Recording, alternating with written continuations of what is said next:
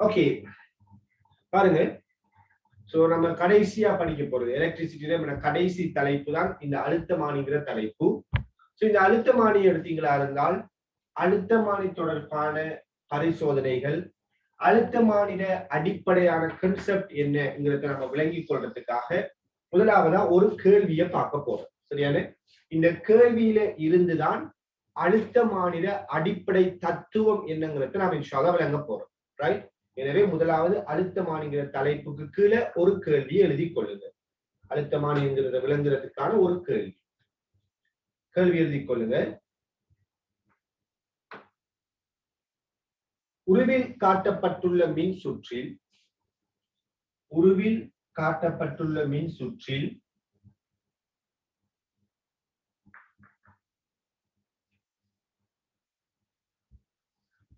கல்வனோமானியினூடான மின்னோட்டம் யாது? உருவில் காட்டப்பட்டுள்ள மின் சுற்றில் கல்வனோமானியினூடான மின்னோட்டம் யாது?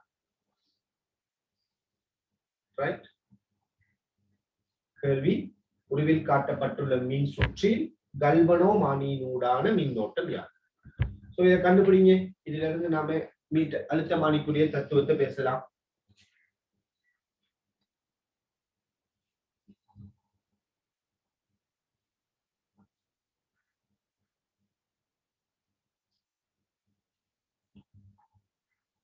இது 30 வோல்டேஜ்,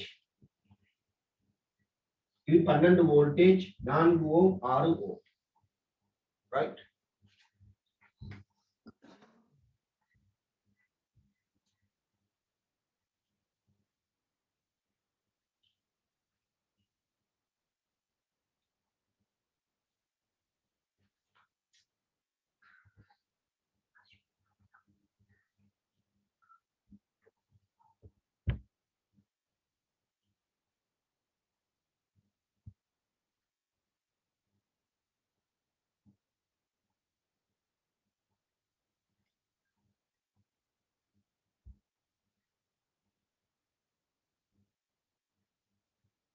இலகுவான ஒரு கேள்வி.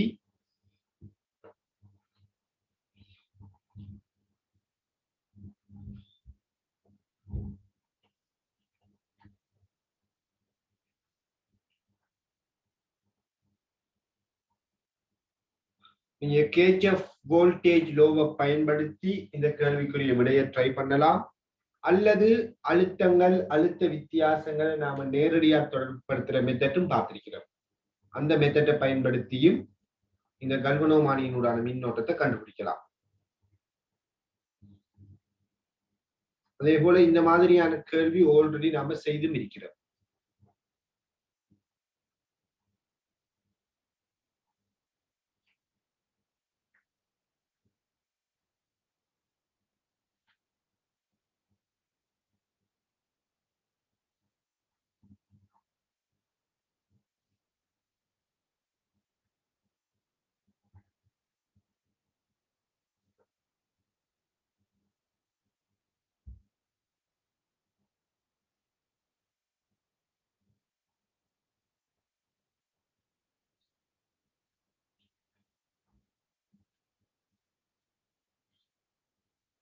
சிம்பிளா யோசிக்கலாம்.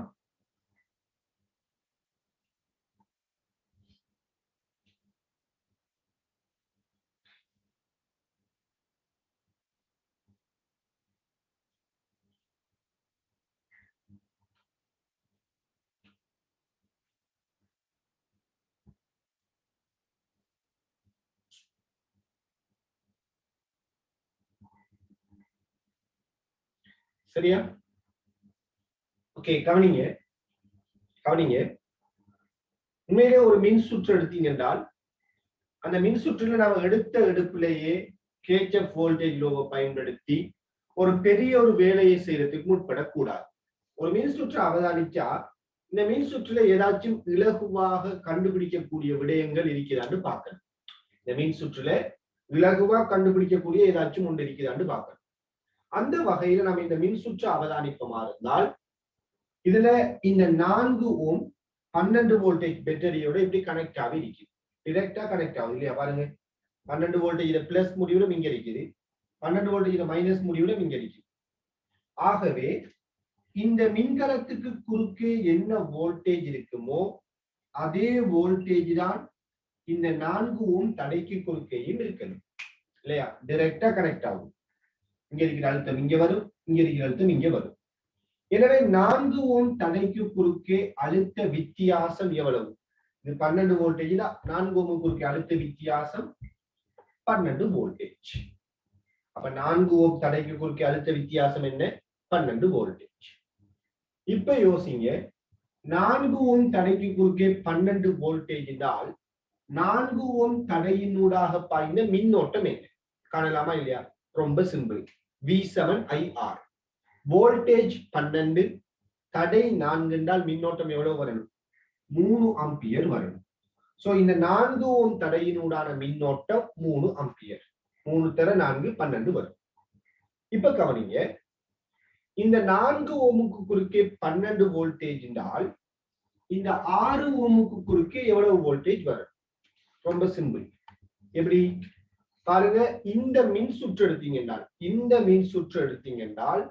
இங்க நாம 30 வோல்டேஜ் மின்கலத்தை இணைச்சிருக்கிறோம். அதாவது இந்த புள்ளிக்கும் இந்த புள்ளிக்கும் இடையிலான அழுத்த வித்தியாசம் 30 வோல்டேஜ். இதுக்கும் இடையிலான அழுத்த வித்தியாசம் என்ன? 30 வோல்டேஜ். அப்ப இது குறுக்கே 12 என்றால் இது குறுக்கே எத்தனை வரணும்? 18 வோல்டேஜ் வரணும் இல்லையா? அதாவது KHF வோல்டேஜ் லோவை நீங்க யோசித்தால் இந்த மூடிய சுற்றுல மின்னியக்க விசைகளோட கூட்டுத்தொகை அழுத்த வித்தியாசங்களோட கூட்டுத்தொகைக்கு சமம். ஆகவே இது 12 வோல்டேஜ் என்றால் இது 18 வோல்டேஜா இருக்கிறது. ரெண்டையும் கூட்டினா 30 வரும். இப்ப கவனிங்க, 6 ஓமுக்கு குறுக்கே அழுத்த வித்தியாசம் 18 வோல்டேஜ் என்றால் 6 ஓம் தடையினூடான மின்னோட்டம் என்ன வரும்? ரொம்ப ஒரு சிம்பிளான ஒரு விடயம். தடை 6, வோல்டேஜ் 18. அப்ப மின்னோட்டம் V7IR படி மின்னோட்டம் 3 ஆம்பியர் இருந்து வரும் இல்லையா? 3 தர 6 18 வோல்டேஜ். இப்ப பாருங்க, இதனூடான மின்னோட்டத்தை கண்டம் 3 ஆம்பியர். இது குறுக்கே உள்ள வோல்டேஜ் 12. எனவே இந்த மூடிய சுற்றுல இது 12 இது 18 கண்டம். சோ இதுக்கு குறுக்கே 18 வாரண்டால் இதனூடான மின்னோட்டம் 3 ஆம்பியர் என்று கண்டுட்டோம். இப்ப இதுல இருந்து கல்வனோமானிட மின்னோட்டத்தை பத்தி யோசிக்க போறோம். உங்களுக்கு தெரியும், நாம படிச்ச KHF கரண்ட் லோ படி யாதேனும் ஒரு சந்தியில் இருக்கிற மின்னோட்டங்களோட அட்சர கணித கூட்டுத்தொகை 0. அதாவது சந்தியை நோக்கி வாரதும் சந்தியை விலத்தி போறதும் சமனாக இருக்கிறது. அந்த வகையில பாருங்க, இந்த ஜங்ஷன் எடுத்தீங்கன்னால் இந்த ஜங்ஷனை நோக்கி வார மின்னோட்டம் இங்க 3 ஆம்பியர், இந்த பக்கம் விலத்தி போற மின்னோட்டமும் 3 ஆம்பியர். அப்படி இருந்தால் இந்த கல்வனோமானி பகுதியினூடான மின்னோட்டம் என்ன வரும்? இந்த கல்வனோமானியினோடு மின்னோட்டம் என்ன செய்யாது? பாயாது. ஆகவே கல்வனோமானியினூடான மின்னோட்டத்தை நாம 0 அடிப்படையில சொல்றோம். ஏன்? இதுக்குள்ள போற மின்னோட்டம் 3 ஆம்பியர், இதுக்குள்ள போற மின்னோட்டம் 3 ஆம்பியர்னா இதுக்குள்ள மின்னோட்டம் என்ன செய்யுது? பாயல்ல. மாறிக்கால பக்கம் யோசிச்சு பாருங்க, இதனூடாக பாயிர மின்னோட்டம் 3 ஆம்பியர். அப்படின்னா இப்படியே வார மின்னோட்டம் இந்த மூடிய சுற்றுக்களால பாயிர மின்னோட்டம் என்னதான்? 3 ஆம்பியர். இங்க இருந்து வர 3 ஆம்பியர் இப்படி ஓடும். ஆகவே இதனூடாக பாய்ந்து கொண்டிருக்கிற மின்னோட்டம் 3 ஆம்பியர். இந்த மின்னோட்டம் தான் அப்படியே வரும். இதுக்குள்ள போற மின்னோட்டமும் 3 ஆம்பியர் இருந்தா இதுக்குள்ள பாயிர மின்னோட்டம் என்ன? 0. இதுக்குள்ள பாயிர மின்னோட்டம் 0 என்று சொல்லலாம். அப்ப இந்த கல்வனோமானியை கொண்ட இந்த பகுதிக்குள்ளால பாயிர மின்னோட்டம் எவ்வளவு இருக்குது? 0 இருக்குது. கல்வனோமானியின் வாசிப்பு 0. இப்படி நாம வோல்டேஜை பயன்படுத்தி நேரடியா 4 ஓம் குறுக்கே 12 பயன்படுத்தி ரொம்ப சிம்பிளா இந்த கல்வனோமானிக்குள்ளான மின்னோட்டம் 0 கண்டுபிடிக்க முடியுது. அல்லது நீங்க என்ன செய்யலாம், இந்த மூடிய சுற்றுக்கு KHF வோல்டேஜ் லோ, இந்த மூடிய சுற்றுக்கு ஒரு KHF வோல்டேஜ் லோவை பயன்படுத்தியும் மின்னோட்டத்தை கண்டுபிடிக்கலாம். அது கொஞ்சம் சுத்து வேறு மாதிரி இருக்கும் இல்லையா? ரொம்ப சிம்பிளான ஒரு கேள்விங்கிறதால நீங்க என்ன செய்ய தேவையில்லை, KHF வோல்டேஜ் லோவெல்லாம் ஃபுல்லா எழுதி செய்ய வேண்டிய அவசியம் இல்லை. சிம்பிளா பார்க்க வேண்டியது டைரக்டா இது குறுக்கே வோல்டேஜ் 12, அப்ப இது குறுக்கே வோல்டேஜ் 18. கரண்ட் கண்டுபிடிச்சோம்னா கல்வனோமானிக்குள்ள கரண்ட் 0 வந்து சேரும். ரைட்? ஓகே, செய்யாதாக்கள் வேகமா நோட் பண்ணுங்க.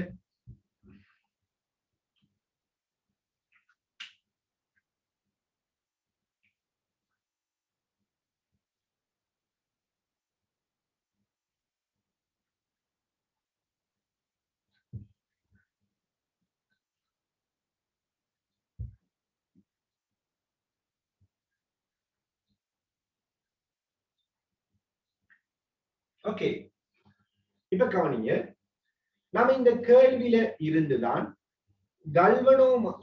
அழுத்தமானியில பயன்படுத்தப்படுகின்ற அடிப்படை தத்துவம் என்னங்கிறத விளங்க போறோம். அதாவது பாருங்க, இந்த 4 ஓம் 6 ஓம் தடைகளை நாம ஒரு 30 வோல்டேஜ் மின்கலத்தோட இணைச்சிருக்கிறோம். அதாவது நான் கீழுக்கு இணைத்திருக்கக்கூடிய இந்த மின்கலத்தை மறந்துருங்க. அதாவது இந்த மின்கலத்தை நான் இணைக்கலன்னு வச்சுக்கொள்ளுங்க. இன்னும் நான் 12 வோல்டேஜ் மின்கலத்தை இணைக்கல. அதாவது மேலுக்கு இருக்கிற பகுதியை மட்டும் காட்டும். இப்படி 30 வோல்டேஜ் மின்கலம் 4 ஓம் 6 ஓம்ங்கிற தொடரான தடைகளோட இணைக்கப்பட்டிருந்தால் இதுல மொத்தமான தடை 10 ஓம். சோ இந்த 10 ஓமிற்கு குறுக்கே உள்ள அழுத்த வித்தியாசம் தான் 30 வோல்டேஜ் இல்லையா? 10 ஓமிற்கு குறுக்கே உள்ள அழுத்த வித்தியாசம் தான் இந்த 30 வோல்டேஜ். சோ 10 ஓமுக்கு குறுக்கே அழுத்த வித்தியாசம் 30 என்றால் 4 ஓமுக்கு குறுக்கே அழுத்த வித்தியாசம் என்ன? 10 ஓமுக்கு குறுக்கே அழுத்த வித்தியாசம் 30 என்றால் இந்த 4 ஓம் தடைக்கு குறுக்கே அழுத்த வித்தியாசம் என்ன? எப்படி கண்டுபிடிக்கலாம்?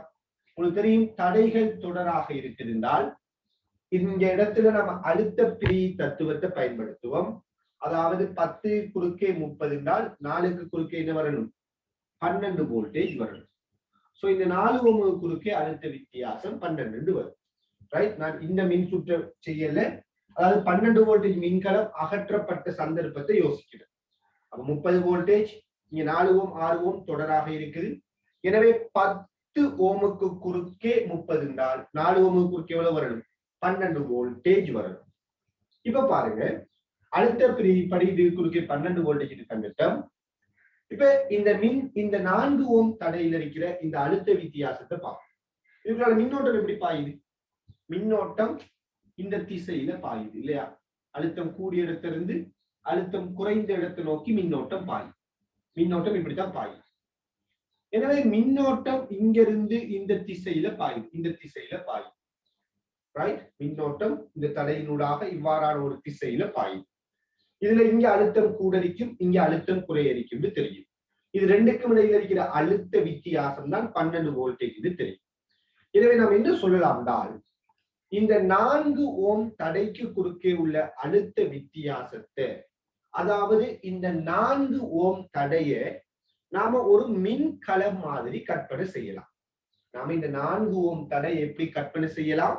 ஒரு மின்கலம் மாதிரி கற்பனை செய்யலாம். என்றால் இந்த 4 ஓம் தடையில இந்த புள்ளிக்கும் இந்த புள்ளிக்கும் இடையில வோல்டேஜ் எவ்வளவு இருக்குது? 12 இருக்குது. அதுலயும் மின்னோட்டம் இப்படி பாயுதுன்றால் இங்க அழுத்தம் கூட இருக்குது, இங்க அழுத்தம் குறை இருக்கிறதால இந்த 4 ஓம் தடையை நீங்க எப்படி யோசிக்கலாம்? இந்த இடத்துல இப்படி ஒரு மின்கலம் இணைக்கப்பட்ட மாதிரி யோசிக்கலாம். அதாவது 12 வோல்டேஜ் மின்கலம் இந்த மாதிரி இணைக்கப்பட்டதாக நீங்க கருத முடியும். ஏன்? ஒரு 12 வோல்டேஜ் மின்கலம் இப்படி இணைக்கப்பட்டிருந்தால் இந்த முடிவிடத்துக்கும் இந்த முடிவிடத்துக்கு இடையில வோல்டேஜ் எவ்வளவுதான் வரும்? அழுத்த வித்தியாசம் எவ்வளவுதான் வரும்? 12 வோல்டேஜ் தான் வரும் இல்லையா? எனவே இந்த இடத்துல 4 ஓம் தடை இருக்கும்போது வர அழுத்த வித்தியாசமும், இந்த இடத்துல நாம் ஒரு 12 வோல்டேஜ் மின்கலத்தை இணைத்திருக்கும் போதும் இந்த 2 புள்ளிகளுக்கு இடையில இருக்கிற அழுத்த வித்தியாசம் ஒரே அழுத்த வித்தியாசம். அதுலயும் இங்க அழுத்தம் கூட, இங்க அழுத்தம் குறைய. அப்ப நம்ம என்ன முடிவுக்கு வரோம்? 4 ஓம் தடைக்கு குறுக்கே உள்ள அழுத்த வித்தியாசம் 12ங்கிறதால அந்த 4 ஓம் தடைய ஒரு 12 வோல்டேஜ் மின்கலம் மாதிரி கற்பனை செய்யலாம். இப்படி ஒரு முடிவுக்கு வந்துட்டோம். இப்ப நான் இந்த மின் சுற்றுல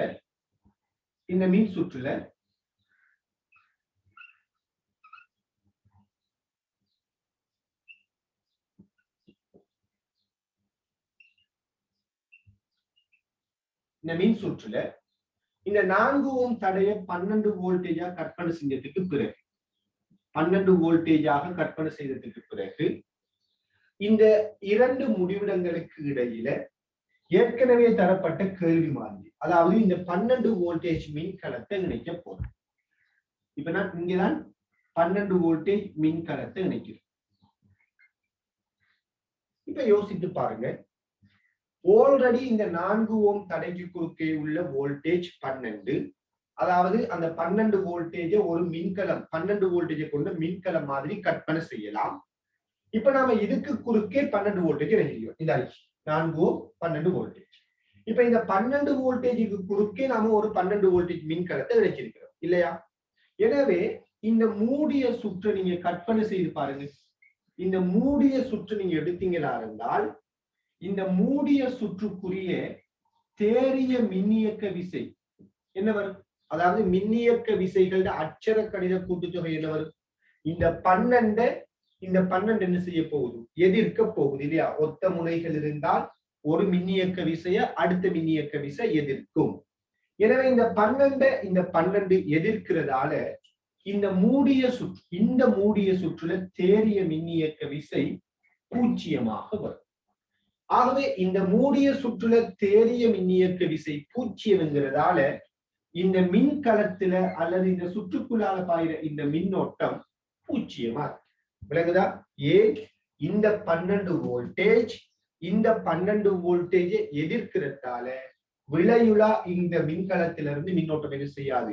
பாயாது என்று சொல்லலாம். ஆகவே நாம இங்க செய்திருக்கிற இந்த கேள்விய வோல்டேஜ் மின்கலம்ங்கிற அடிப்படையில நாம யோசித்து பார்க்கிறோம். 4 ஓம் தடைக்கு குறுக்கே வரக்கூடிய அழுத்த வித்தியாசம். இங்க 4 ஓம் தடை உண்மையிலே இருக்குது. இந்த 4 ஓம் தடைக்கு குறுக்கே வரக்கூடிய அழுத்த வித்தியாசம் 12. அப்படி வரக்கூடிய இந்த அழுத்த வித்தியாசத்தை ஒரு 12 வோல்டேஜ் மின்கலம் மாதிரி கற்பனை செய்யலாம். அப்படி 12 வோல்டேஜ் மின்கலம் மாதிரி கற்பனை செய்ததுக்கு பிறகு அதுக்கு குறுக்கே நாம 12 வோல்டேஜை இணைச்சிருக்கிறோம். எனவே இந்த 12 எதிர்க்கிறதால தேறிய மின்னியக்க விசை 0 வருவது. எனவே இந்த மின்கலத்திலிருந்து மின்னோட்டம் பாயல்ல அப்படிங்கிற முடிவுக்கு வரும். சரியானே? ரைட். இப்ப நீங்க கீழுக்கு ஒரு பாயிண்ட் எழுதி கொள்ளுங்க. இப்படியான ஒரு தத்துவத்தை தான் நாம என்ன செய்ய போறோம்னா அழுத்தமானில பயன்படுத்த போறோம். அந்த தத்துவத்தை எழுதி கொள்ளுங்க.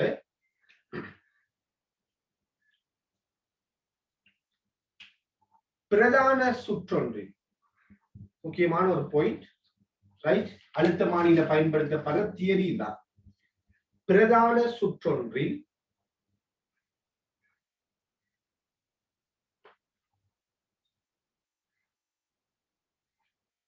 தடை ஒன்றிற்கு குறுக்கே உள்ள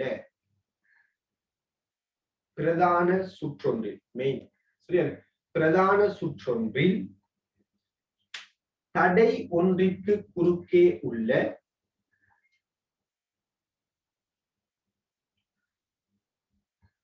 அழுத்த வித்தியாசத்திற்கு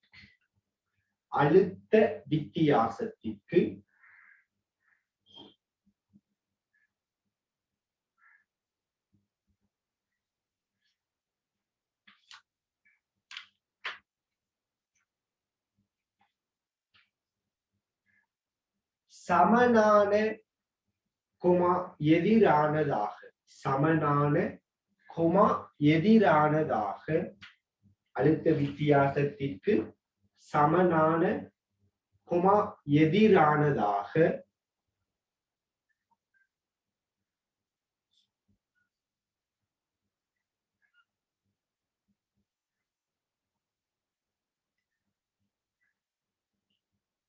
ஒரு மின்கலம் இணைக்கப்படுமாயின்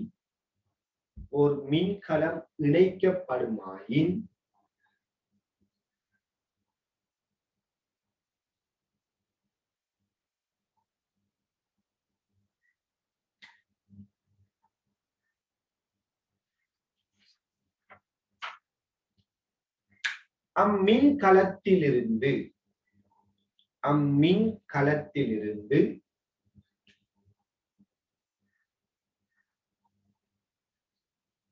மின்னோட்டம் வெளியேறாது. அம்மின்கலத்திலிருந்து மின்னோட்டம் வெளியேறாது.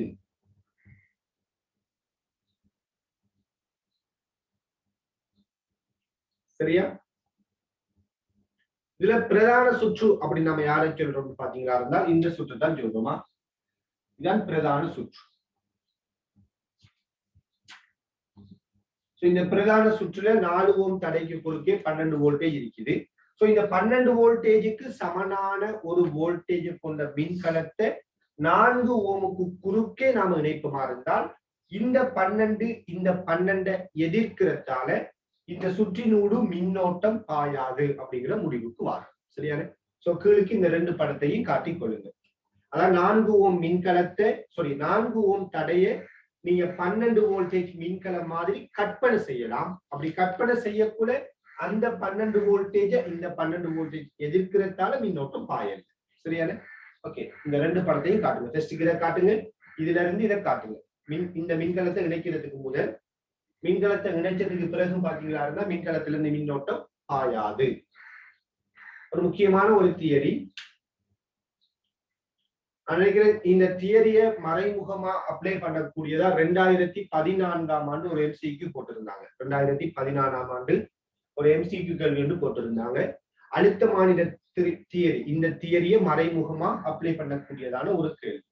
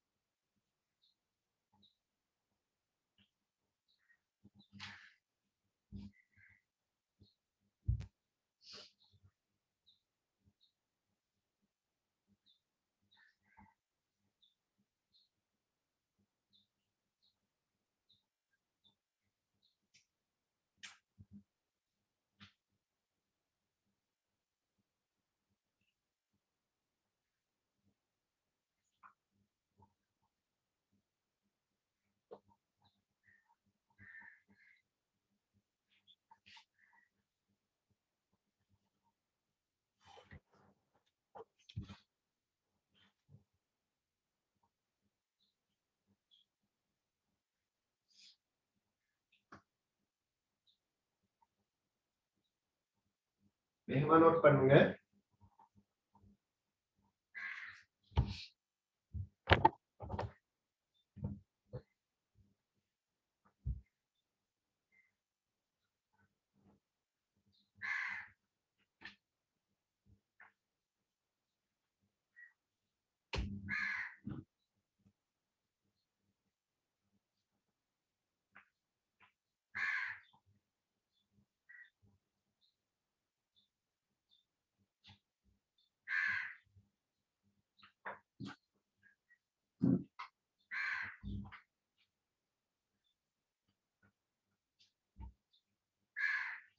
சரி, கவனிங்க.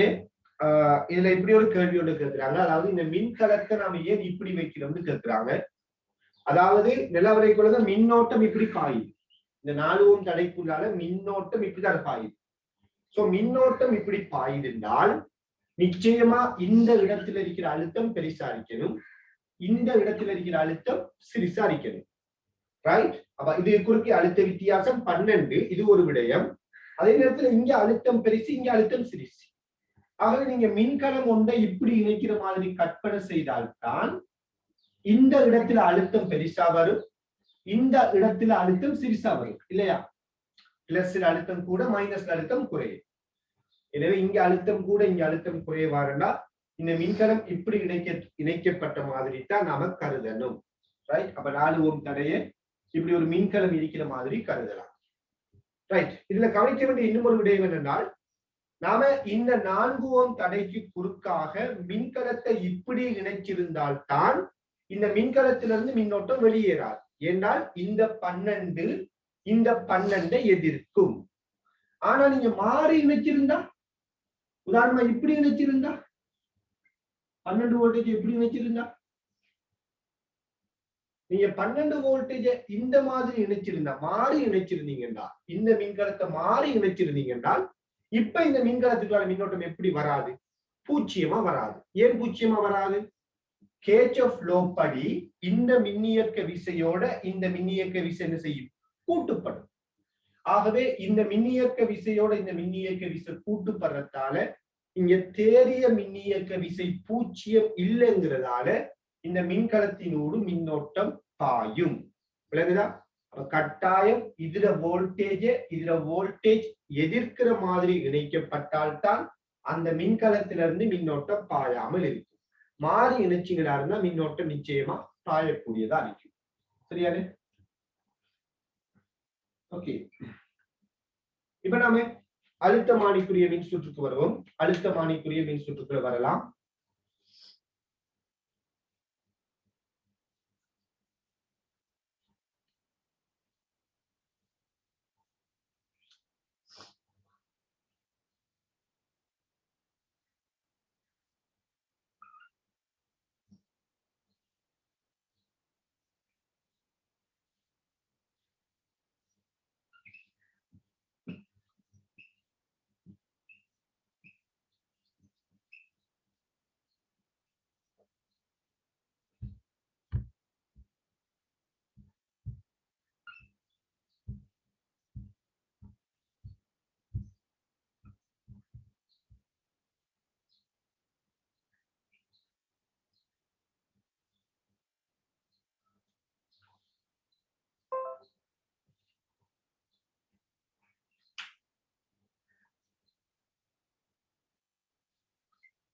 இதுக்கு இந்த படத்தை நோட் பண்ணுங்க, வேகமா நோட் பண்ணிக்கொள்ளுங்க.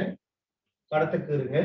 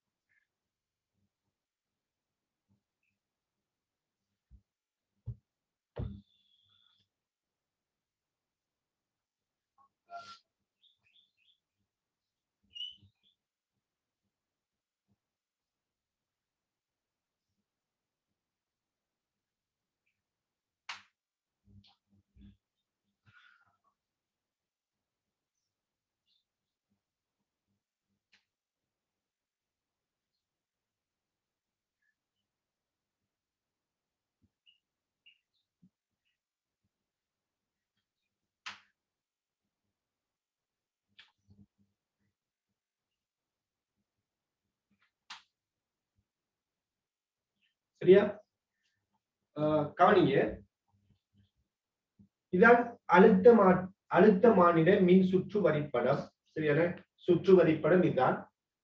இந்த அழுத்தமானி எடுத்தீங்கன்னால் நாம இங்க ஈநோட்டுங்கிற ஒரு சேமிப்பு களத்தை வச்சிருக்கிறோம். RSங்கிற ஒரு மாறும் தடை இருக்குது. அதே மாதிரி இந்த ஏபிங்கிற ஆளை பாத்தீங்கன்னா இருந்தால் இந்த ஏபிங்கிறத நாம அழுத்தமானி கம்பி என்று சொல்லுவோம். எப்படி நாம மீட்டர் பால கம்பியை பயன்படுத்துறோமோ அதே மாதிரி ஒரு ஆள் தான் இந்த அழுத்தமானி கம்பி. ஆனா என்ன வித்தியாசம் தான் நல்லா விளங்கிக் கொள்ளுங்க. மீட்டர் பாலத்துல நாம பயன்படுத்துற மீட்டர் பால கம்பிட நீளம் எவ்வளவு? சரியா 1 மீட்டர். மீட்டர் பால கம்பிட நீளம் என்ன? 1 மீட்டர். ஆனால் நாம இங்க பயன்படுத்துற அழுத்தமானி கம்பி எடுத்தீங்கன்னால் இதுல நீளம் ஒரு குறிப்பிட்ட வரையறுக்கப்பட்ட பருமன் இல்ல. உதாரணமா அழுத்தமானி கம்பிட நீளம் 4 மீட்டராக 6 மீட்டராக இருக்க முடியும். அப்ப வேறுபட்ட நீளங்களாக அழுத்தமானி கம்பிட நீளம் இருக்கலாம். ஆனால் மீட்டர் பால கம்பிட நீளம் எப்பொழுதும் என்னதான்? 1 மீட்டர் தான். சரியான? சோ இப்படியான ஒரு அழுத்தமானி கம்பி, அதாவது ஒரு தடை கம்பி. இங்க பாத்தீங்களா இருந்தால் இங்க நாம ஒரு மின்கலத்தை இணைச்சிருக்கிறோம். அதே போல உயர் தடை அதுக்கு சமாந்தரமா ஒரு ஆடி, அதே மாதிரி மையப்பூச்சிய கல்வனோமானி. இங்க இருந்து ஒரு வழுக்கி போய் இந்த அழுத்தமானி கம்பியை தொடுற மாதிரி காட்டி இருக்கிறோம். சரியானே? இவ்வளவு பகுதியையும் நாம துணை சுற்று அப்படின்னு சொல்ல போறோம். அதே மாதிரி மேலுக்கு இருக்கிற இவ்வளவு பகுதியை நாம பிரதான சுற்று அப்படிங்கிற பெயரை கொண்டு அழைக்க போறோம். இவ்வளவும் பிரதான சுற்று, இவ்வளவும் துணை சுற்றுங்கிற பெயரை கொண்டு அழைக்க போறோம். இந்த மின் சுற்று வரிப்படத்துக்குரிய பிராக்டிக்கலான ஒரு படத்தை தான் நம்ம இங்க கீற போறோம். அதாவது ஒரு மாறும் தடை உதாரணமா இங்க குறியீட்டால காட்டப்பட்டிருக்குது. ஆனா இங்க நாம என்ன செய்யறோம், ஒரு மாறும் தடையில உண்மையான வடிவத்தை கீறுறோம். அதே மாதிரி மின்கலம் உண்மையான வடிவம் கீறப்பட்டிருக்கு. இப்படி இந்த மின் அழுத்தமானிக்குரிய பயன்படுத்தப்படுற ஒவ்வொரு கருவிகளோட படத்தையும் நான் இங்க கீறி காட்டியிருக்கிறேன். நீங்க என்ன செய்யுங்க, ஃபர்ஸ்டுக்கு இந்த படங்களை கீறி போட்டு இந்த மின் சுற்றை பயன்படுத்தி இந்த படங்களோட மின் சுற்றை இணைத்து காட்டுங்க பார்ப்போம். இணைங்க பார்ப்போம். நான் என்ன சொல்றேன், இந்த மின் சுற்றுக்குரிய பிராக்டிக்கலான படம் தான் இந்த படம். லெப்ல இருக்கக்கூடிய உபகரணங்களோட படம் தான் இந்த படம். சோ நீங்க என்ன செய்யுங்கள், இந்த மின் சுற்றை பயன்படுத்தி இந்த பிராக்டிக்கலா இருக்கிற இந்த உபகரணங்களை இணைத்து காட்டுங்க, இணைத்து பாருங்கன்னு சொல்றேன். ரைட்? எல்லாத்துல பேரையும் தெளிவா காட்டி இருக்கிறேன். மின்கலம், உயர் தடை, ஆடி, அதே மாதிரி மையப்பூச்சிய கல்வனோமானி, இப்படி எல்லாமே காட்டப்பட்டிருக்குது. இதை வச்சு நீங்க என்ன செய்யுங்கன்னா இந்த மின் சுற்றை இணைச்சு பாருங்க.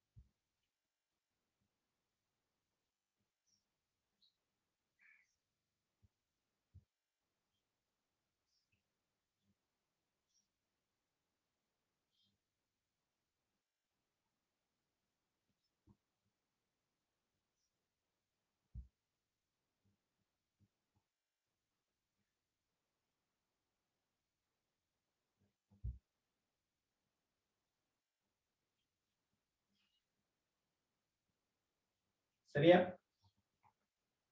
ஓகே, கவனிங்க. ஒரு மின் சுற்றை எப்படி இணைக்கிறது, இந்த மாதிரி கேள்விகளும் ஸ்ட்ரக்சர்ல வந்திருக்குது. நீங்க பார்க்கலாம். எலக்ட்ரிசிட்டியில ஸ்ட்ரக்சர்ல மின் உபகரணங்களோட படத்தை தந்து அதை இணைச்சு காட்டுற மாதிரியான கேள்விகளை பார்க்க முடியும்.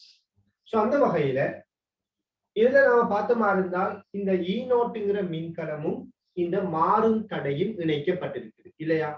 அதுலயும் இந்த மின்கலத்துல மைனஸோட நாம இந்த மாறும் தடையை இணைச்சிருக்கிறோம். சோ நானுதான் இப்படி இணைக்கிறேன், மைனஸோட மாறும் தடையை இணைக்கிறேன்.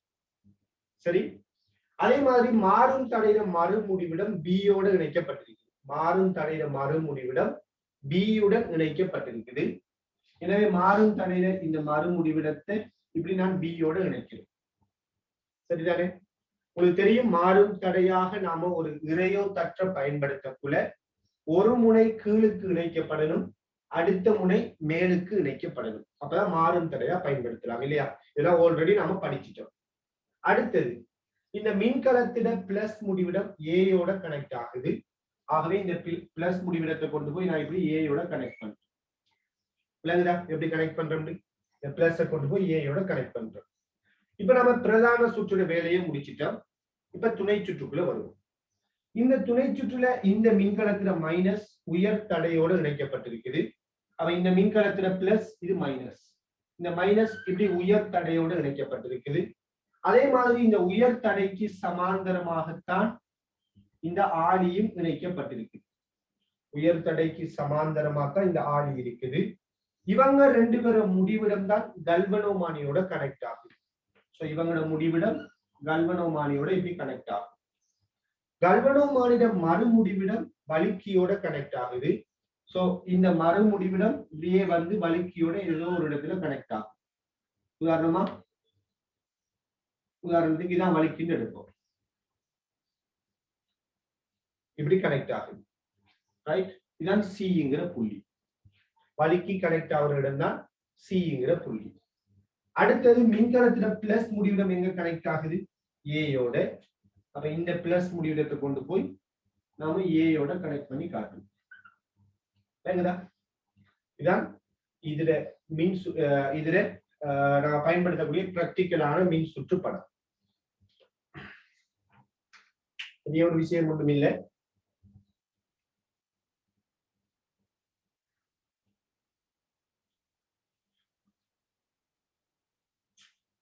ஓகே, இப்ப இதுல கவனிங்க. சில பேருக்கு வரக்கூடிய ஒரு சந்தேகம், அதே இது இப்படியான ஒரு வடிவத்துல வளைக்கப்பட்டிருக்குது அப்படிங்கிற ஒரு சந்தேகம் வரும். அதாவது நல்லா விளங்கிக் கொள்ளுங்க.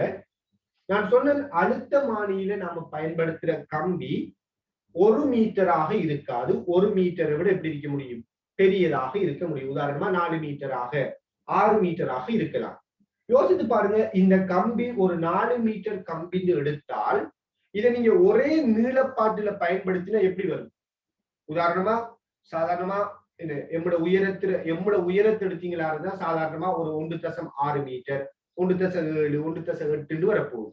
சோ நம்மட உயரமே வெறுமனே 1.7, 1.8 கிட்டதான் இருக்கு. ரைட், அப்ப 4 மீட்டர் நீளத்தை எடுத்து பாருங்க. அப்ப ஆய்வு கூடத்துக்குள்ள நீங்க ஒரு அழுத்தமானி கம்பிய மொத்தமா நீளப்பாட்டுல வச்சீங்கன்னா அது ஒரு பெரிய இடத்தை பிடிச்சிருக்கு. அழுத்தமானி கம்பிய நீங்க ஒரு நீளப்பாட்டுல வச்சீங்களா இருந்தா, இப்படி வச்சீங்களா இருந்தா அது ஒரு பெரிய இடத்தை பிடிக்கும். எனவேதான் இவங்க என்ன செய்யறாங்கன்னா அழுத்தமானி கம்பிய இந்த மாதிரி மடிச்சு மடிச்சு மடிச்சு மடிச்சு வச்சிருக்காங்க. என்ன காரணம்? ஒரே இந்த கம்பியத்தான் ரொம்ப நீளம் பெருசுங்கிறதால இப்படி மடிச்சு மடிச்சு மடிச்சு மடிச்சு வச்சிருக்கிறாங்க. ரைட், சோ இது யாருன்னு பாத்தீங்கன்னா இது கடத்தி தானா? சில பேருக்கு யோசனை வரும், இது யாருன்னு சொல்லி. இந்த பகுதி யாருதான்? கடத்தி. அதாவது அழுத்தமானி கம்பி இப்படி மடிச்சு மடிச்சு வச்சிருக்கிறோம். அப்ப இந்த அழுத்தமானி கம்பி இந்த இடங்கள்ல ஒரு இணைப்பை ஏற்படுத்துறதுக்காக இங்க நம்ம கடத்தியை தான் பயன்படுத்துறோம். சரியானே? அப்ப இவ்வளவு அழுத்தமானி கம்பியை குறிக்குது. நீளத்தை கட்டுப்படுத்துறதுக்காகத்தான் இப்படி மடிச்சு மடிச்சு வச்சிருக்கிறோம். ஓகே, இப்ப நாம விடயத்துக்குள்ள வருவோம். இந்த அழுத்தமானிட தியரியை நாம அப்ளை பண்ண போறோம். அழுத்தமானிட தியரியை அப்ளை பண்ண போறோம். ரைட், சோ நான் இதை அழிச்சு கொள்றேன். இதுக்கு பிறகு நான் இந்த மின் சுற்ற கீற போறது இல்லையா? இதுக்கு பிறகு அழுத்தமானிட பிராக்டிக்கலுக்குரிய இந்த படத்தை நான் கீற போறது இல்லை. இதை வச்சு கொண்டுதான் பேச போறேன். ரைட்,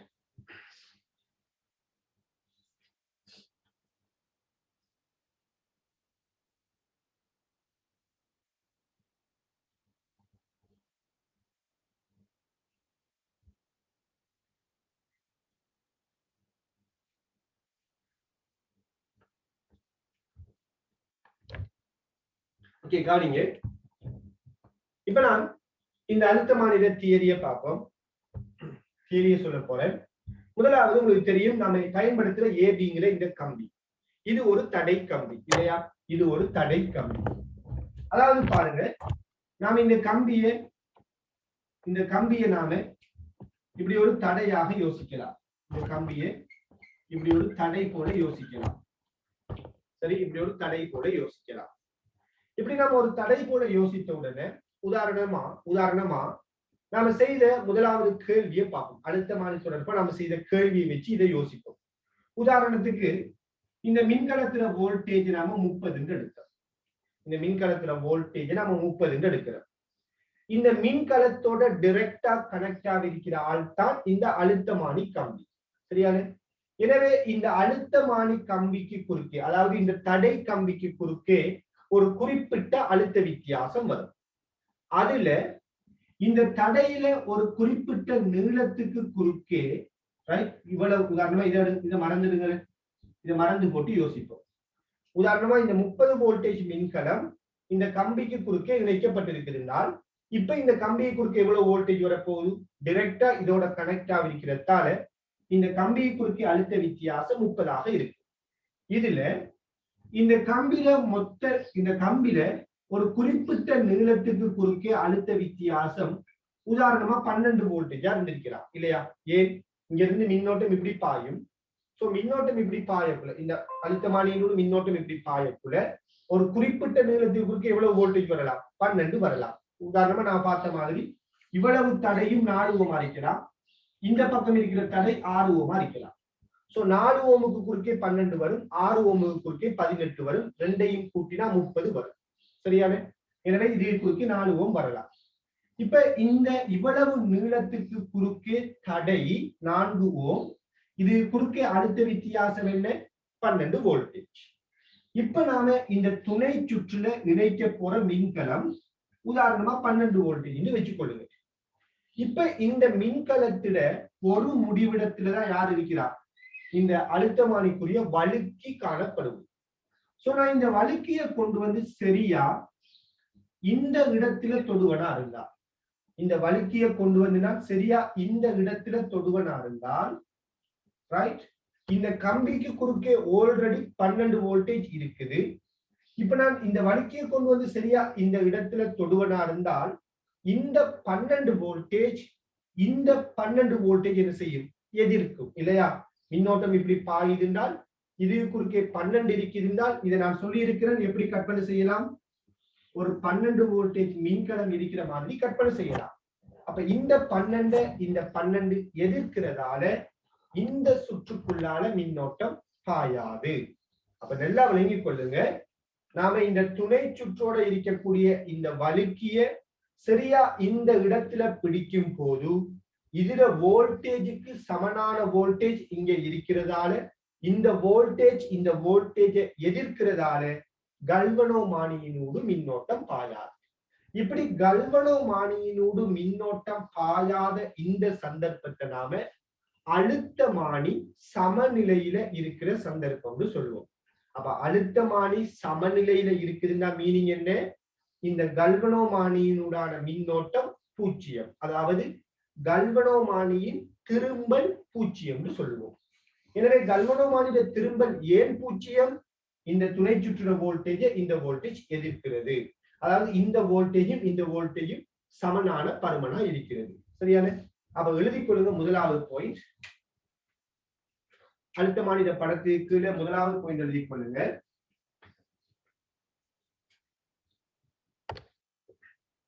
முதலாவது பாயிண்ட், அழுத்தமானியானது, முதலாவது பாயிண்ட் எழுதிக் கொள்ளுங்க, அழுத்தமானியானது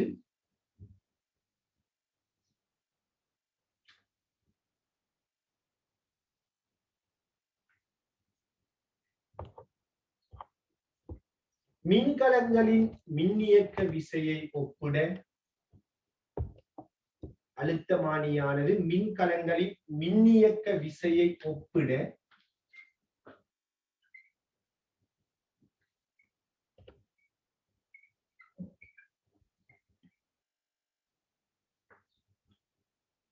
மின்கலங்களின் அகத்தடையை துணிய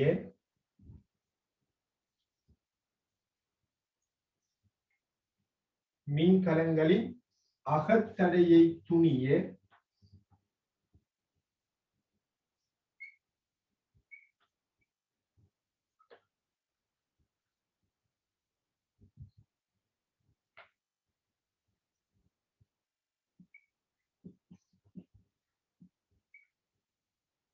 மின்கலங்களின் அகத்தடையை துணிய தடைகளை ஒப்பிட பயன்படுத்தப்படும்.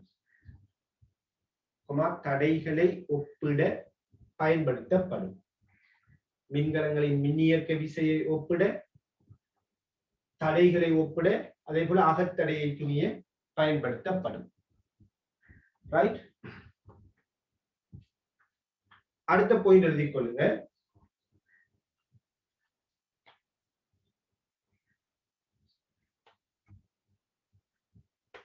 கல்வனோமானியின் திரும்பல், மையப்பூச்சிய கல்வனோமானியின்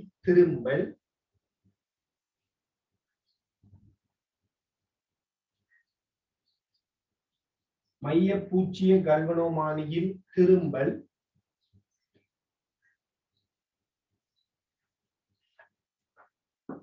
பூஜ்ஜியமாக உள்ள போதே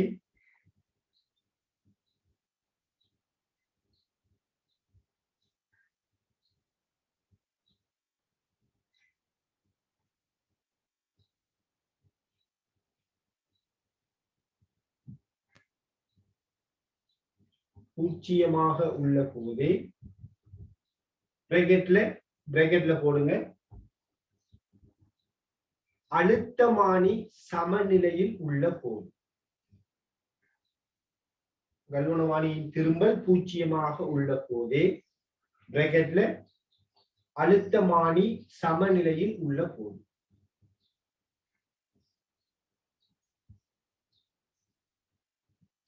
வாசிப்புக்கள் பெறப்படும். வாசிப்புக்கள் பெறப்படும். வாசிப்புக்கள் பெறப்படும்.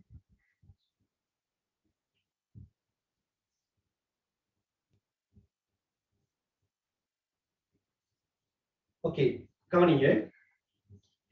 இப்ப நான் இந்த பிரதான சுற்று எடுக்கிறேன். நான் துணை சுற்ற இதோட கனெக்ட் பண்ணாத சந்தர்ப்பம், பிரதான சுற்றை மட்டும் எடுக்கிறேன். உங்களுக்கு தெரியும், இந்த சுற்றினூடாக மின்னோட்டம் இவ்வாறு பாய்ந்து கொண்டு இருக்கு இல்லையா?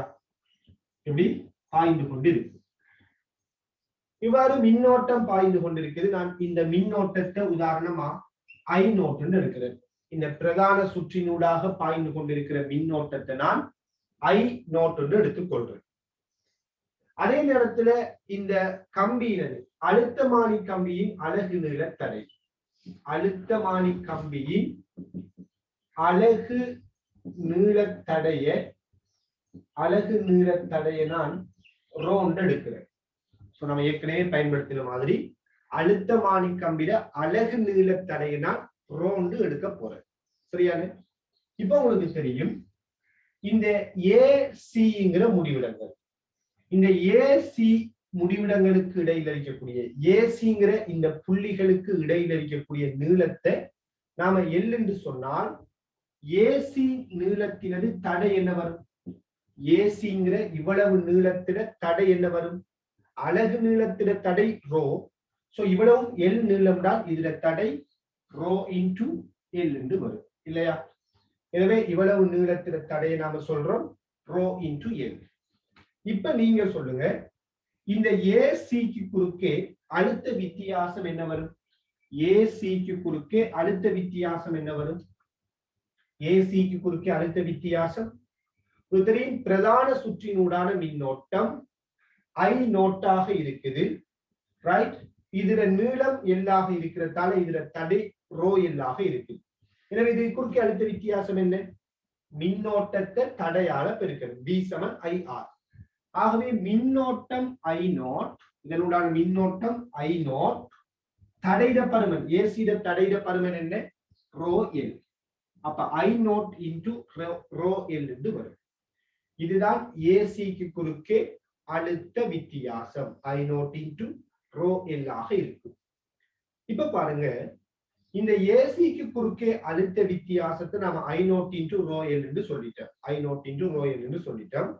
இதுல உங்களுக்கு தெரியும், இந்த பிரதான சுற்று அழுத்தமானி சமநிலையில இருக்கக்கூட, அழுத்தமானி சமநிலையில் உள்ள போது, சமநிலையில் உள்ள போது, அழுத்தமானி சமநிலையில் உள்ள போது இந்த ஏசிக்கு குறுக்கே உள்ள அழுத்த வித்தியாசமும் நாம இங்க துணை சுற்ற கொண்டு போய் ஏசியோட இணைக்கக்குள்ள கல்வனோமானியில திரும்ப 0, அதான் சமநிலை.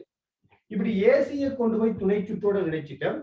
இந்த டைம்ல இந்த மின்கலத்தில வோல்டேஜ் ஈயாக இருக்குதுனால், இந்த மின்கலத்தில வோல்டேஜும் இந்த ஏசிங்கிற இந்த முடிவிடங்களுக்கு இடையில் இருக்கிற அழுத்த வித்தியாசமும் எப்படி வரப்போகுது? சமனாக வரப்போகுது என்று சொல்லலாமா இல்லையா? இந்த கம்பியை குறுக்கே இருக்கிற அழுத்த வித்தியாசம், இவ்வளவு நீளத்துக்கு குறுக்கே இருக்கிற அழுத்த வித்தியாசமும் இந்த மின்கலத்தில மின்னியக்க விசையும் எப்படி இருக்கும்? சமனா இருக்கும். இதைத்தான் நாம சொன்னோம், இந்த ஏசி குறுக்கே உள்ள அழுத்த வித்தியாசத்தை நீங்க ஒரு மின்கலம் மாதிரி கருதலாம். அதாவது இதுக்குள்ள மின்னோட்டம் இப்படி பாயிருந்தால் இதை நீங்க இப்படி ஒரு மின்கலம் மாதிரி கருதலாம். இப்படி ஒரு மின்கலம் மாதிரி கருதலாம். இந்த மின்கலத்தில வோல்டேஜ் நாம VAC சொல்றோம். இந்த மின்கலத்தில வோல்டேஜ், இந்த நீளத்தை நீங்க இந்த தடைக்கு குறுக்கே உள்ள வோல்டேஜை ஒரு மின்கலம் மாதிரி கருதுறீங்க. அந்த மின்கலத்தில வோல்டேஜும் இந்த மின்கலத்தில வோல்டேஜும் சமனாக எதிராக இணைக்கப்பட்டிருந்தால் இந்த சுற்றினூடு மின்னோட்டம் பாயாது. ஆகவே கல்வனோமானியில வாசிப்பு 0 இருக்கும் இல்லையா? எனவே அழுத்தமானி சமநிலையில உள்ள போது, அதாவது கல்வனோமானிட திரும்பல் பூஜ்ஜியமாக உள்ள போது இந்த VAC பருமனும் இந்த ஈனது பருமனும் சமனாக இருக்கும். இப்ப சில பேருக்கு இதுல வரக்கூடிய ஒரு சந்தேகம் என்னென்றால், இங்க ஏதாவது தடை இருக்குதானே, இந்த தடையால பாதிப்பு வராதா அப்படின்னு கேட்பாங்க. எல்லாம் யோசித்து பாருங்க. இந்த அழுத்தமானி சமநிலையில இருக்குதுன்னா இதுக்குள்ளால போற மின்னோட்டம் என்ன? பூஜ்ஜியம். இதுக்குள்ளால போற மின்னோட்டம் பூஜ்ஜியம்னால் இந்த இடத்துல என்ன அழுத்தம் இருக்குமோ அதே அழுத்தம் தான் இந்த இடத்திலையும் இருக்கும். என்றால் இந்த தடைக்கு குறுக்கே அழுத்த வித்தியாசம் பூஜ்ஜியம். எப்ப? அழுத்தமானி சமநிலையில இருந்தா. அப்ப இங்க இருக்கிற அழுத்தம் இங்க இருக்கிற அழுத்தத்துக்கு சமன், இங்க இருக்கிற அழுத்தம் இங்க இருக்கிற அழுத்தத்துக்கு சமன், அதே போல இங்க இருக்கிற அழுத்தம் இங்க இருக்கிற அழுத்தத்துக்கு சமன். அப்ப துணை சுற்றுட முடிவிடங்களுக்கு குறுக்கே உள்ள அழுத்த வித்தியாசம், துணை சுற்றுட முடிவிடங்களுக்கு குறுக்கே உள்ள அழுத்த வித்தியாசம் என்னதான்? இந்த E ஆகத்தான் இருக்கு. இங்க இருக்கிற அழுத்தம் இங்க இருக்கிற அழுத்தம் இங்க என்றால் துணை சுற்றுட முடிவிடங்களுக்கு குறுக்கே அழுத்த வித்தியாசம் E, இந்த ஏசிக்கு குறுக்கே உள்ள அழுத்த வித்தியாசம் VAC. இது சமநிலையில இருக்குதுன்றால் இந்த கம்பிக்கு குறுக்கே உள்ள இந்த அழுத்த வித்தியாசமும் இந்த ஈயும் எப்படி வரும்? சமனா வரும். இப்ப பாருங்க, E சமன் இந்த VAC நாம எவ்வாறு எழுதலாம்? VAC சமன் I0 into rho L என்று எழுதலாம் இல்லையா? எப்படி எழுதலாம்? இப்ப உங்களுக்கு தெரியும், இந்த அழுத்தமானி சமநிலையில இருக்கக்குள்ள இதனூடு மின்னோட்டம் பாயாது. சோ இதனூடாக மாத்திரம்தான் மின்னோட்டம் பாயும். இதனூடாக மாத்திரம், பிரதான சுற்றினூடாக மாத்திரம் மின்னோட்டம் பாயுது. பிரதான சுற்றினூடாக பாய்கின்ற இந்த மின்னோட்டம் I0 எடுத்தீங்கன்றால் இந்த I0ங்கிறது ஒரு மாறிலியாக இருக்கு இல்லையா? ஏன்?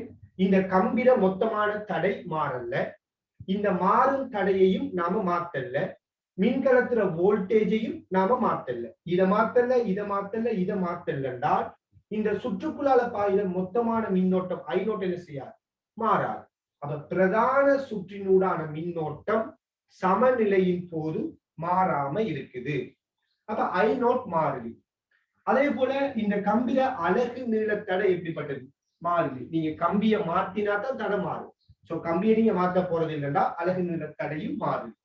சோ இது ரெண்டும் மாறிலி அப்படின்றால் இந்த துணை சுற்றுட இந்த மின்கலத்தில வோல்டேஜ் என்னத்துக்கு நேர் விகித சமனாக இருக்கும்? அந்த மீட்டர் அந்த அழுத்தமானின சமநிலை நீளத்துக்கு நேர் விகித சமனாக இருக்கும். துணை சுற்றுட இந்த மின்கலத்தில வோல்டேஜ் இந்த சமநிலை நீளமான இந்த எல்லுக்கு எப்படி வரப்போகுது? நேர் விகித சமனாக வரும். சரியான? இங்க எல்லுங்கிறது அழுத்தமானி கம்பின சமநிலை நீளம். இந்த தியரியை, இந்த நேர் விகித சமனை பயன்படுத்திதான் நாம பெரும்பாலும் கேள்விகள் பரிசோதனைகள் எல்லாம் செய்ய போறோம். துணை சுற்றுட இந்த மின்கலத்துல வோல்டேஜ், அதாவது துணை சுற்றுட முடிவிடங்களுக்கு குறுக்கே இருக்கிற வோல்டேஜ் சமநிலையின் போது அதுல சமநிலை நீளத்துக்கு எப்படி இருக்கும்? நேர் விகித சமனா இருக்கும். சரியானே? சோ கீழுக்கு நீங்க இந்த விடயங்கள் எல்லாத்தையும் தெளிவாக நோட் பண்ணி கொள்ளுங்க. நீங்க கீழின படத்துல இது எல்லாத்தையும் தெளிவா காட்டிக் கொள்ளுங்க. அதாவது சமநிலை நீளம் எல், அழுத்தங்கள் எப்படி வரும் எல்லாத்தையும் காட்டிக் கொள்ளுங்க. அப்படி நீங்க கீழின படத்துல காட்ட ஏலாட்டி இந்த படத்தை வேறையா கீறி போட்டு இதை நோட் பண்ணி கொள்ளுங்க. எப்படியோ எல்லாத்தையும் நோட் பண்ணி கொள்ளுங்க. இது முக்கியம். எப்பட அழுத்தமானி சமநிலையில இருக்கக்குள்ளதான் நான் சொல்ற இவ்வளவு தியரியும் பொருந்துமா? அழுத்தமானி சமநிலையில இருக்கக்குள்ள இந்த தியரி பொருந்தும்.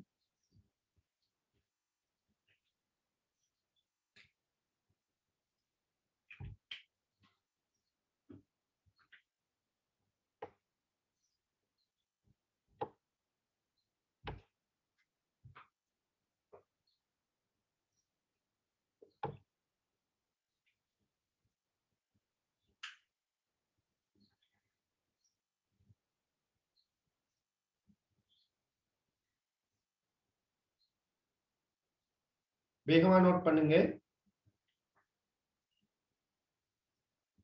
இதோட தொடர்புடைய ஒரு சிறிய உதாரணத்தை பார்த்துட்டு அடுத்தடுத்து அழுத்தமானி தொடர்பான விடயங்களை பேச போறேன். வேகமா நோட் பண்ணுங்க.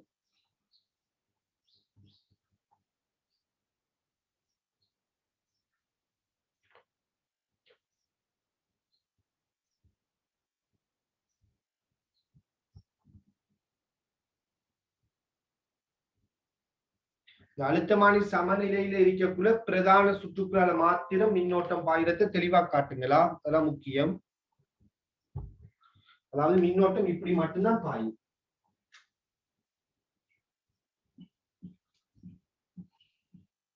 இப்படி மட்டும்தான் பாயும். அப்ப பிரதான சுற்றுல அழுத்தமானி சமநிலையில் இருக்கக்குள்ளதான் இந்த மின்னோட்டம் மாறிலியா இருக்கு.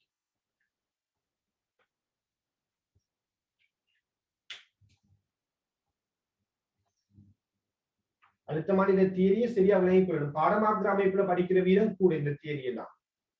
அதனாலதான் நம்ம இந்த தியரியை சரியா விளங்கிக் கொள்ளணும். ஃபெஸ்டுக்கு அழுத்தமானிக்குள்ள போறதுக்கு முதல் ஒரு கேள்வியை பார்ப்போம்.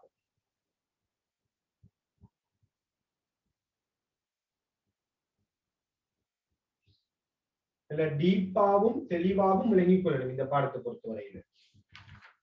டீப்பான கேள்விகள் வந்தா அதை நம்ம சரியா டீல் பண்ணக்கூடியதா இருக்கும். பாடமாக்கின அமைப்புல வச்சீங்களா இருந்தா ஏற்கனவே பாஸ் பேப்பர்ல வந்த மாதிரி கேள்விகள் வந்தா மாத்திரம் தான் செய்வீங்க. புதிய ஒரு கேள்வி வந்தா செய்ய முடியாம போயிடும். சரியா டீப்பா விளங்கிக் கொள்ளணும். ஓகே, இப்ப ஒரு கேள்வி எழுதிக் கொள்ளுங்க.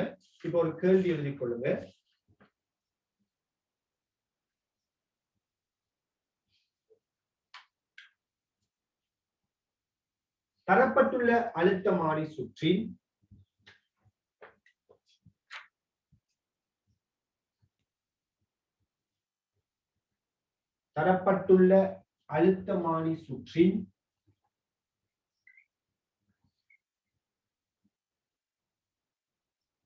அழுத்தமானி கம்பியின் நீளம், தரப்பட்டுள்ள அழுத்தமானி சுற்றின் அழுத்தமானி கம்பியின் நீளம்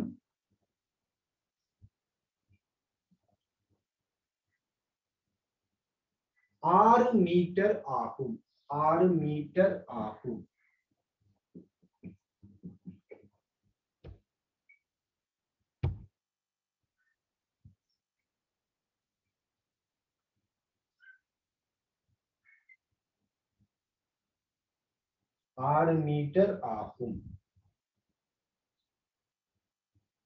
இச்சுற்றின் சமநிலை நீளம் யாது? இச்சுற்றின் சமநிலை நீளம் யாது?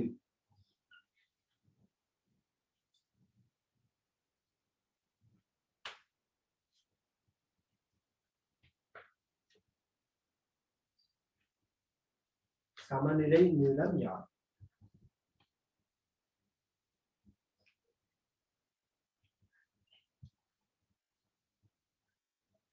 இலகுவான ஒரு கேள்வி.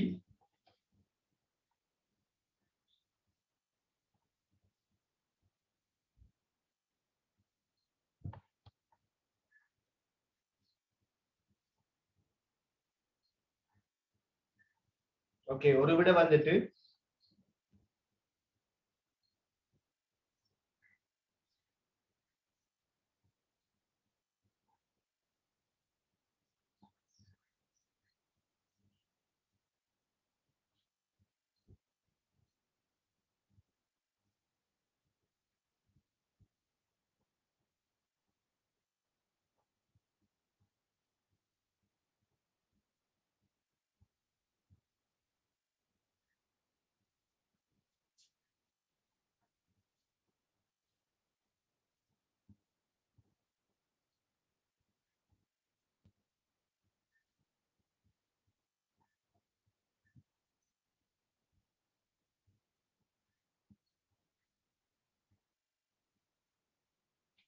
ஓகே கவனிங்க.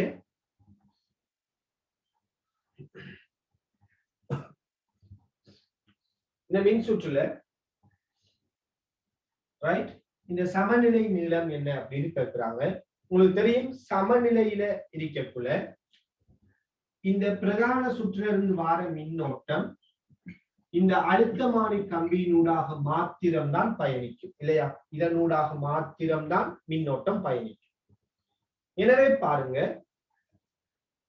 இந்த அழுத்தமானி கம்பியினூடாக அழுத்தமானி கம்பியினூடாக மாத்திரம் மின்னோட்டம் பயணிக்கின்றால் உங்களுக்கு தெரியும் அழுத்தமானி கம்பியை குறுக்கே உள்ள அழுத்த வித்தியாசத்தை நாம I0 ρl என்று சொன்னோம்.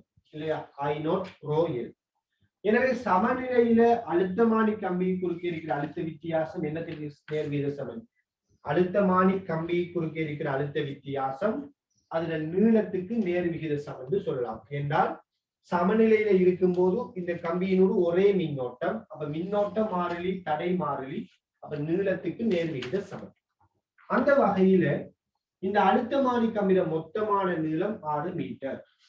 சோ 6 மீட்டருக்கு குறுக்கே இந்த அழுத்தமானி கம்பியில நீளம் 6 மீட்டர். இந்த 6 மீட்டருக்கு குறுக்கே தான் எவ்வளவு வோல்டேஜ் இணைச்சிருக்கிறோம்? 18. அப்ப 6 மீட்டருக்கு குறுக்கே அழுத்த வித்தியாசத்தை 18 வோல்டேஜ் போடுறோம். ஏனின் இந்த எல் நீளம், இந்த எல் நீளத்துக்கு குறுக்கே இருக்க வேண்டிய அழுத்த வித்தியாசம் எவ்வளவு? இந்த எல் நீளத்துக்கு குறுக்கே இருக்க வேண்டிய அழுத்த வித்தியாசம் 6 வோல்டேஜ் இல்லையா? ஏன் உங்களுக்கு தெரியும், இந்த 6 வோல்டேஜுக்கு சமனான ஒரு 6 வோல்டேஜ் இங்க உருவாகி இருந்தால்தான், இதே குறுக்கே உள்ள வோல்டேஜ் 6 வோல்டேஜா இருந்தால்தான் இந்த வோல்டேஜ் எதிர்க்கிறதால மின்னோட்டம் பூஜ்ஜியமா மாறும். எனவே இந்த எல் நீளத்திற்கு குறுக்கே எவ்வளவு வோல்டேஜ் வரணும்? 6 வோல்டேஜ் வரணும். எனவே பாருங்க, இதையும் பிரிக்கிறோம். இந்த நேர்வீத சமனை இந்த நேர்வீத சமனை பிரிக்கிறோம். சோ 6 × 18, இங்க இதையும் பிரிக்கிறோம், L × 6. எனவே இதுல இருந்து எல் சமன் ரைட் 2 மீட்டர் அப்படின்னு வரும். 36 18 பிரித்தால் எல் சமன் 2 மீட்டர் வந்து சேரும். அப்ப இந்த அழுத்தமானிட இவ்வளவு நீளம் தான் சமநிலை நீளம். இந்த சமநிலை நீளம் எவ்வளவு? 2 மீட்டர் அடிக்கும். அதாவது நீங்க வலிக்கிய சரியா 2 மீட்டர்ல தொடக்குள்ள கல்வனோமானிட திரும்பல் பூஜ்ஜியமாக மாறும். சரியான? ஓகே, இப்ப சின்ன தலைப்பு போடுங்க. ஒரு சின்ன தலைப்பு, அழுத்தமானி தொடர்பான ஒரு சின்ன தலைப்பு.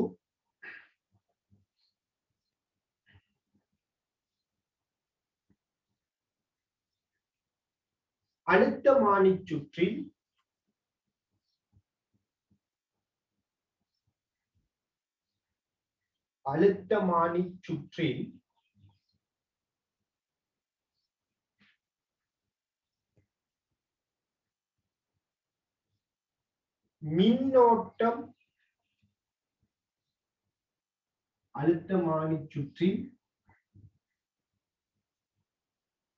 மின்னோட்டம் பாயும் விதம். அழுத்தமானி சுற்றில் மின்னோட்டம் பாயும் விதம்.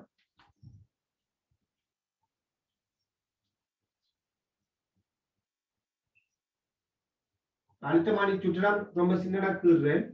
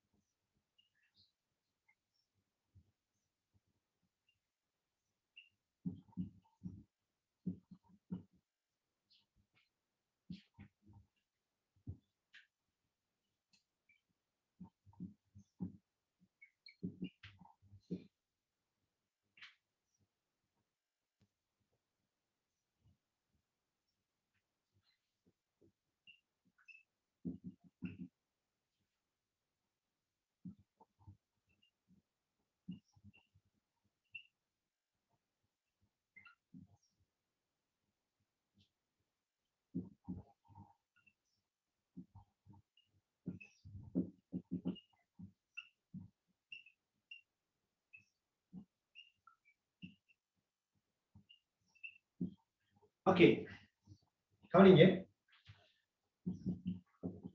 ஒரு அழுத்தமானி சுற்று இங்க காட்டப்பட்டிருக்குது. இந்த அழுத்தமானி சுற்றுல சிங்கிற புள்ளி சமநிலை புள்ளி, ரைட்? சிங்கிற புள்ளி சமநிலை புள்ளி.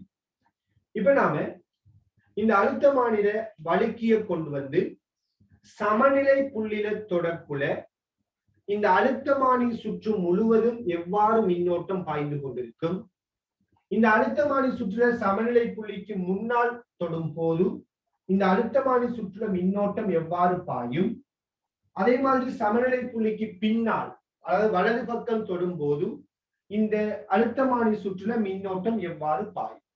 இப்படி நீங்க இந்த 3 சந்தர்ப்பத்துக்கும் இந்த சுற்றுல பாயக்கூடிய மின்னோட்டங்களோட திசைகளை குறிச்சு காட்டுங்க.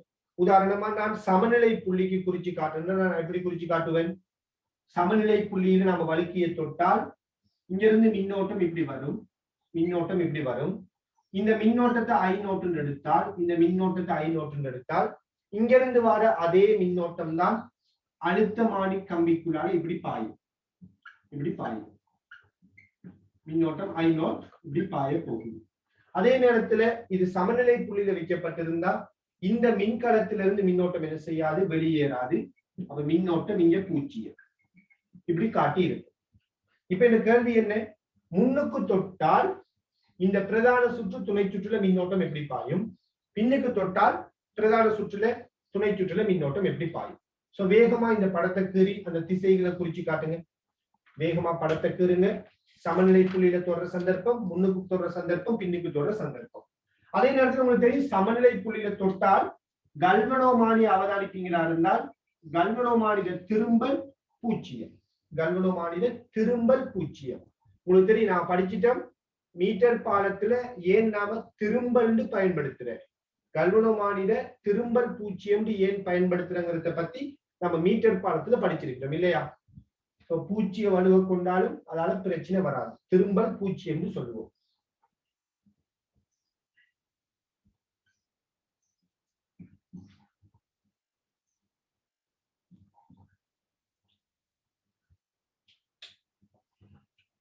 வேகமா படத்தை கீறுங்க.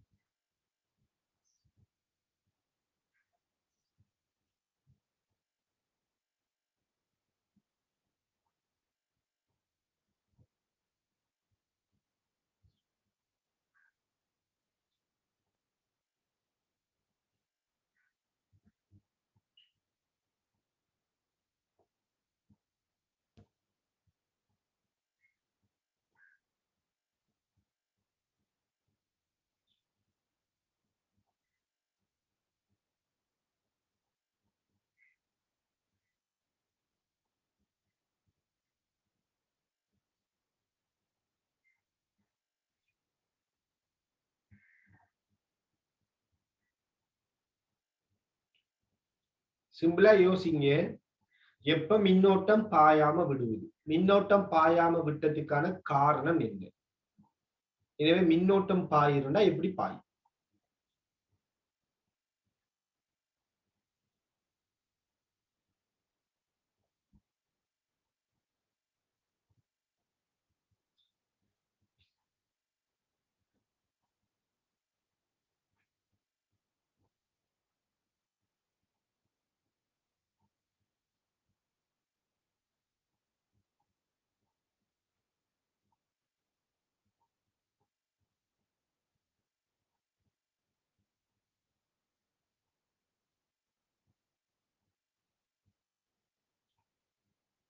சரியா?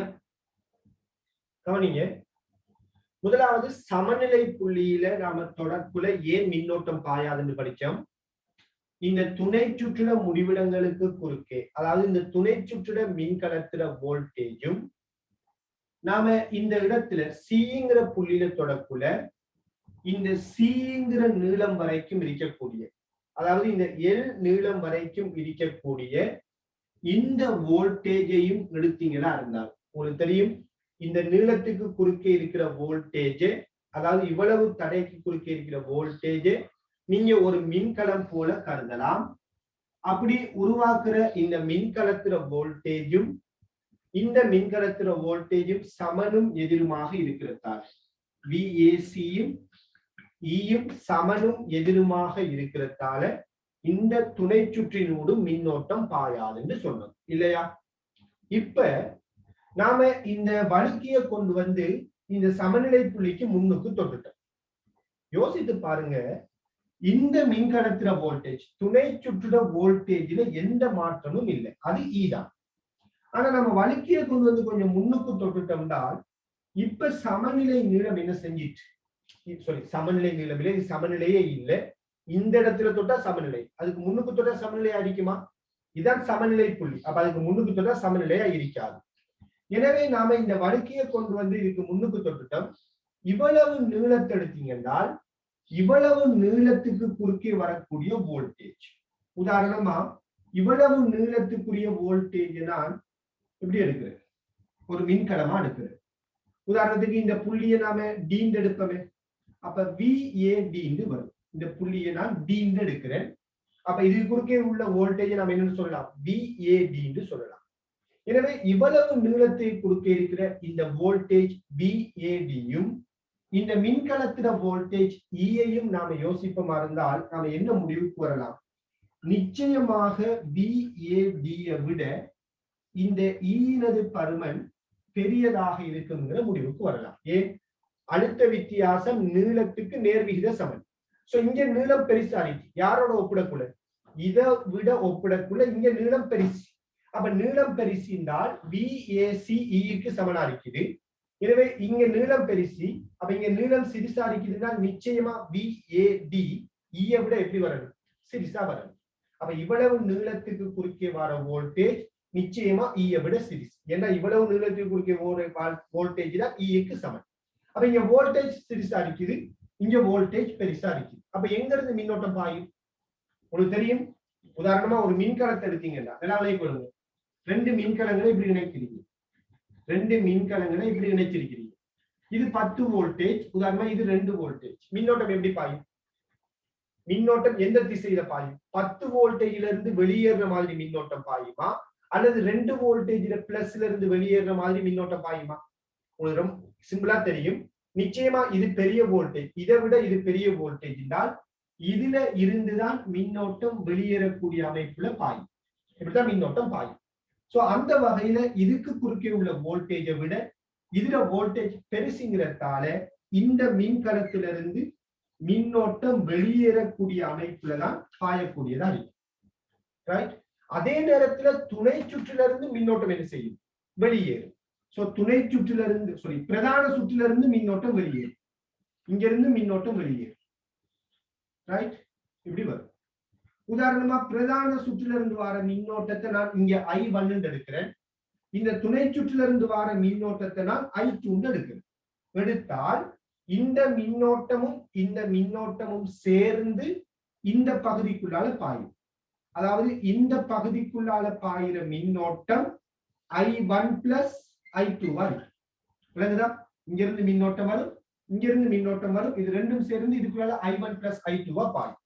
அதே நேரத்துல இதுக்குள்ளால ஃபுல்லா I1 பிளஸ் I2 பாயுமா? இல்ல, இதுவரைக்கும் தான் I1 பிளஸ் I2 பாயும். இந்த பக்கம் யாரு வந்துடுவா, இந்த பக்கம் I2 வரும், இந்த பக்கம் I1 போகும். I1 போகும். விளங்குதா? இங்க இருந்து I1, இங்க இருந்து I2 ரெண்டும் சேர்ந்து AD குள்ளால பாயும். பிறகு I2 இதுக்குள்ளால வந்து சேர்ந்துடும், I1 இதுக்குள்ளால போய் சேரும். எனவே இந்த இடத்துல நாம ரொம்ப முக்கியமான ஒரு விடயத்தை சொல்லலாம். அதாவது சமநிலையின் போதுதான், நல்லா விளைய கொள்ளுங்க, இந்த விடயம் இதுவரைக்கும் கேட்கப்படாத விடயம். சமநிலையின் போதுதான் ஒரு அழுத்தமானி கம்பிட நீளம் முழுவதும் ஒரே மின்னோட்டம் பாயும். பாருங்க, சமநிலையின் போது இதுக்குள்ளால வர மின்னோட்டம் இப்படியே பாயும், ஒரே மின்னோட்டம் பாயும். சமநிலை இல்லாத இடத்துல நீங்க தொடர்புல அழுத்தமானி கம்பி முழுவதும் ஒரே மின்னோட்டம் இல்லை. உதாரணமா இதுவரைக்கும் I1 பிளஸ் I2, இங்கால பக்கம் I1. அப்ப அழுத்தமானி கம்பி முழுவதும் ஒரே மின்னோட்டம் வராது. அப்ப அழுத்த வித்தியாசம் நீளத்துக்கு நேர்விகித சமன்கிற ஐடியாவை நாம சமநிலை இல்லாத இடங்கள்ல பயன்படுத்த முடியாது. அதனாலதான் நான் சொன்னேன், சமநிலையின் போதுதான் ஒரு கம்பியை குறுக்கே இருக்கிற அழுத்த வித்தியாசம் அதுல நீளத்துக்கு நேர்விகித சமன்கிற ஐடியாவை பயன்படுத்த முடியும்னு சொன்னேன். ரைட்? எனவே இப்படியான ஒரு சந்தர்ப்பத்துல மின்னோட்டம் ஒரே மாதிரி பாயாது, இதுக்குள்ளே வேறுபட்ட மின்னோட்டமா இருக்கு.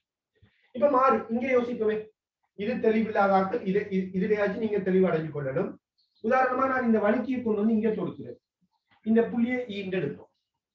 இப்ப சொல்லுங்க, இவ்வளவு நீளமான கம்பி, நிச்சயமா இவ்வளவு நீளமான கம்பிக்கு குறுக்கே இருக்கிற அழுத்த வித்தியாசம் இந்த ஈயை விடவும் எப்படி இருக்கிறது, பெரியதா இருக்கிறது. என்றால் ஏசிக்கு குறுக்கே உள்ள அழுத்த வித்தியாசம் தான் ஈக்கு சமனா வர முடியும்.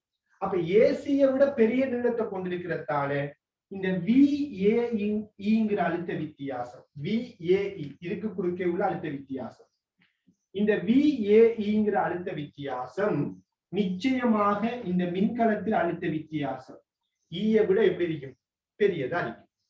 ஆகவே பாருங்க, இவ்வளவு நீளத்துக்கு குறுக்கே உள்ள அழுத்த வித்தியாசத்தை நீங்க எப்படி ஒரு மின்கலம் போல யோசிக்கலாம்.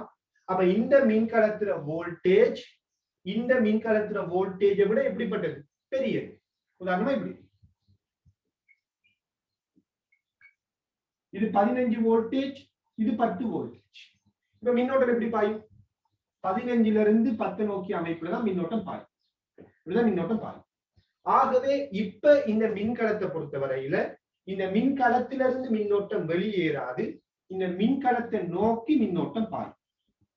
இந்த மின்கலத்தை நோக்கித்தான் மின்னோட்டம் பாயும். ஆகவே பாருங்க எப்படி இந்த மின் சுற்றுக்கு மொத்தமா மின்னோட்டம் இருக்க போகுதுன்றால், பிரதான சுற்றிலிருந்து மின்னோட்டம் வெளியேறும், இப்படி மின்னோட்டம் வெளியேறும்.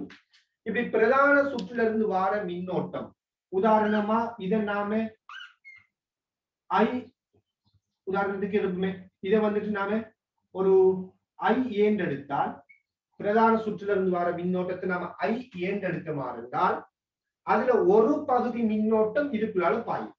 உதாரணத்துக்கு இதுக்குள்ளால போற மின்னோட்டத்தை நான் ஐபி என்று சொல்றேன்.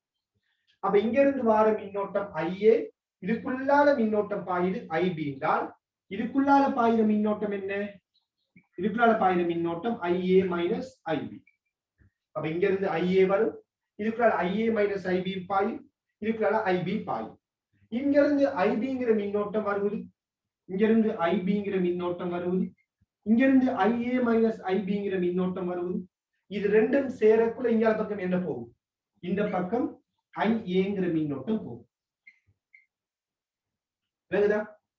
அப்ப சமநிலை புள்ளியை விட கூடிய தூரத்துல நாம வழுக்கிய தொடுத்தா இங்கிருந்து வார மின்னோட்டத்துல பகுதி அளவான மின்னோட்டம் துணை சுற்றுக்குள்ள பாயும், எஞ்சிய மின்னோட்டம் இந்த கம்பிக்குள்ள பாயும்.